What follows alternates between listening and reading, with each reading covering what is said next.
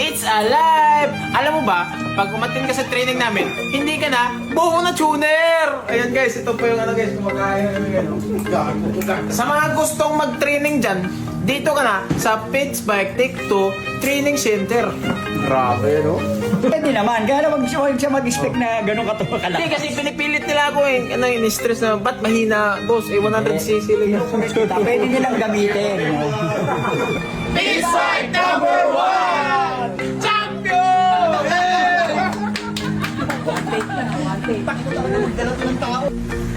Magtago na kayo. Picture eh, video yun.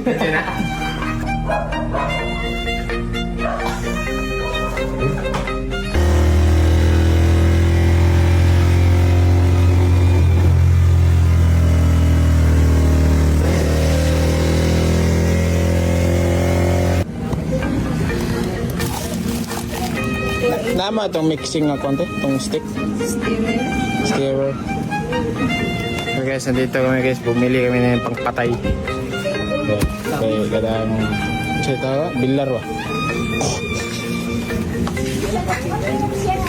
Sean. Okay, habang nawawala yung insulation na yun, nagkakaroon na ng shortage yung solution. Kaya bumabagsak yung internal, kaya tumataas yung internal resistance ng battery. Kasi nagkakaroon na siya ng shortage. So very minimal naman yung shortage kasi yung battery solution is a chemical. Embedded system in automotive electronics that controls one or more of the electrical system or subsystem in a vehicle or in a motorcycle. Common terms, ECU electronic control unit. Huwag mo muna galawin yan. Ang hahanapin mo yung equal value ng fuel sa 10 VTDC. So halimbawa, yung makina mo is humihingi ng 11, example, 11.5 of air, 1 gram of fuel. Okay. So, yung rod is meron siyang dwell na tinatawag. So, yung dwell, piston. Mas matagal siya magstay sa taas. So, yung rotation ng crankshaft, ito yun. Yung angle mo. So, meaning to say, yung dwell, compressed ng sobrang tagal. May clock siya ng mga 3 degrees plus para makompress talaga yung air and fuel mo. So, the more na-compress yan, matagal yan, ang combustion yan mas malakas. Kaya makakapag-generate siya ng higher RPM. Pero kapag ang piston mo tumawid lang, hindi siya makakapag-generate ng higher RPM na may load yung makina. Bakit? Kulang yung compression time.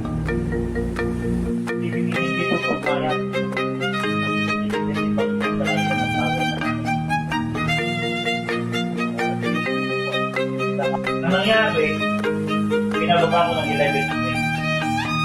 Pinabili ko pa nila ng bonus ako. Bili kayo ng tripod 11 minutes. Hindi ito pumayan. Hindi pa rin sa nakita ng So ayan na, sa mga magpapagawa sa akin na tapos 80 kilos tapos 100cc motor. Ayan o, may grab pala yan. So kung ikaw ay 80 kilo, kailangan mo 200cc to 250 ka na. Oh, tsaka horsepower pa sa taas eh, no? 20 to 25. Kung yung motor mo weigh 180 kilo, hindi pwede yan o, tignan mo. Hindi ka Pwede naman, kaya wag siya mag-expect na ganun Hindi, kalaki. kasi pinipilit nila ako eh. Ano yung stress na, ba't mahina, boss? 100cc lang yun. Pwede nilang gamitin. No?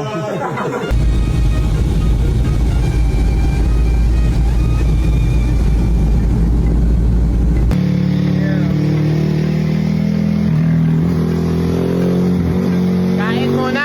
Wag muna at purot yun. Kain muna.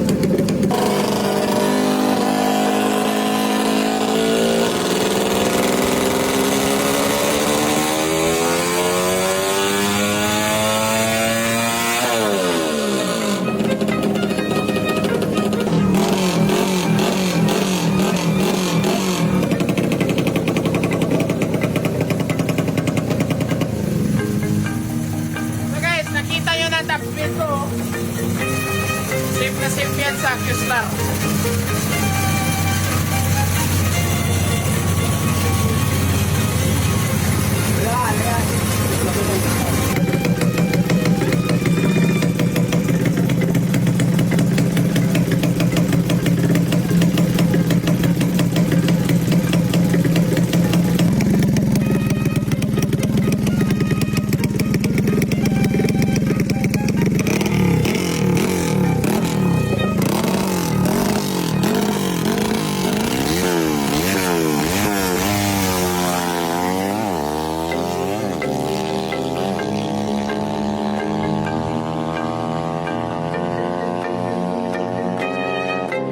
Peace fight number 1! Champion! Oy, kabulog niya. So ayan guys, picture taking na guys. Natapos na namin yung training guys at ako wala pa rin ako natutunan. Sila may natutunan, ako wala pa. Ayan o. Mabait kayo. Yay! Kami lang. So ayan guys, natapos na po natin yung training guys. So ayan, goods na. Yes sir! Ayan, new technology na yung utak namin. Okay na boss, okay na boss. So may natutunan ba kayo? Yes boss. Meron. Sa mga gustong mag-training guys, yes, i-PM nyo lang si Guko guys. Ito po yung page ni Guko guys. Ayan, i-PM nyo lang siya kung gusto nyo mag-training.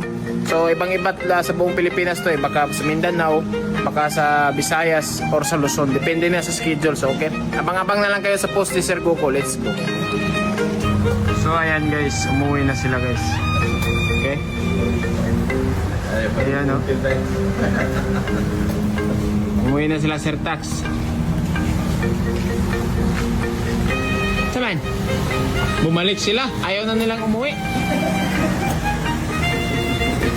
Di mo gustong umuwi, Col? Bumalik kayo eh. Wala naman yung pinangako mong gagawa ng pamilya eh. Sige, Col. Ingat kayo, Col.